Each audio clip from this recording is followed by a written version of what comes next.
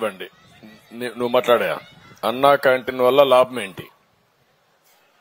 నువ్వేం చేస్తావు చెప్పు. నేను ఆటో డ్రైవర్ అండి. నా పేరు రేమల్లి రజనీకాంత్. మాది పక్కనే ఉన్న ఒలివర్తిపాడు గ్రామం. 5 కిలోమీటర్లు ఉంటుంది సార్ ఇక్కడికి.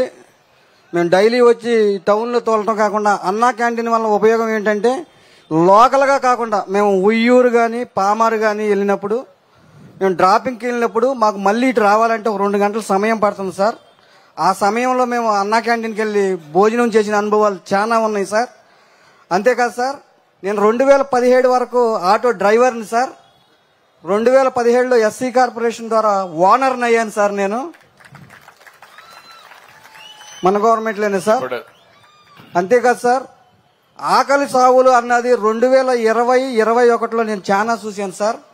అవి కరోనా సాగుల కింద లెక్కగట్టారు కానీ అన్నం లేక చనిపోయిన వాళ్ళు చాలా మంది ఉన్నారు సార్. ఆ సమయంలో నేను దగ్గరుండి చాలా చూశాను సార్. నేను హాస్పిటల్కి తీసుకెళ్తున్న సమయాల్లో బోల్డ్ మంది చనిపోయారు సార్. ఎలా చనిపోయాడు అంటే 3 రోజుల మట్టి అన్నం లేదు, 4 రోజుల మట్టి అన్నం లేదు. అదే సమయంలో అన్నా క్యాంటీన్ కనుక ఉంటే కొన్ని వేల మంది బతికేవారు సార్. అది నేను చాలా దగ్గర నుండి చూశాను సార్. అది నా బాధ నాకు తెలుసు సార్. మా వాళ్ళే.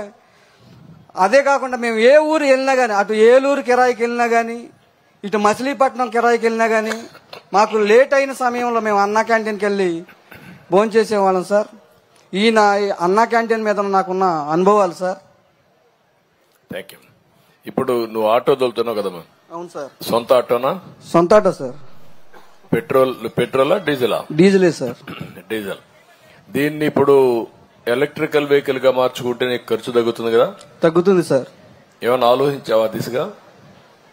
ఆలోచించాను కానీ సార్, ఉన్నది దానికి సరిపోతుంది సార్. అది తీసుకోవాలంటే 3 లక్షల పైన కాస్ట్ అవుతుంది సార్. ఈ బండి కూడా కన్వర్ట్ చేసుకోవడానికి వీలు లేదా?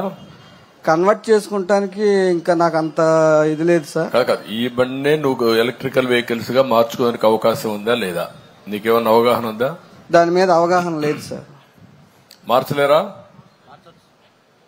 ఇంజిన్ మారిస్తే సరిపోతుంది కదా. కలెక్టర్ గ్యాసే కాదు, నీకేమైనా ఐడియా ఉంది దీని మీద? ఓకే, మీరు కలెక్టర్స్ ఆల్రౌండ్ తయారు కావాలి ఇప్పుడు. ఎందుకంటే ఓకే, ఇప్పుడు ఎలక్ట్రికల్ వెహికల్స్ గా కన్వర్ట్ చేసుకుంటే ఆటోమేటిక్ గా నీ కాస్ట్ తగ్గుతుంది, ఖర్చు తగ్గుతుంది, ఆదాయం పెరుగుతుంది. నేను మొట్టమొదటిసారిగా నీ వెహికల్ తోనే స్టార్ట్ చేస్తా. ఎలక్ట్రికల్ వెహికల్ ఇంట్లోనే ఛార్జ్ చేసుకోవచ్చు. నువ్వు ఇంట్లోనే ఛార్జ్ చేసుకుంటే చాలా సులభం అవుతుంది. నేను ఒకసారి కలెక్టర్కి నువ్వు కలువు, ఏం చేయాలి నేను గైడ్ చేస్తాం, దాని ప్రకారం ముందుకెళ్దాం. కూర్చో. ఇప్పుడు ఏమమ్మా నువ్వు చెప్పు.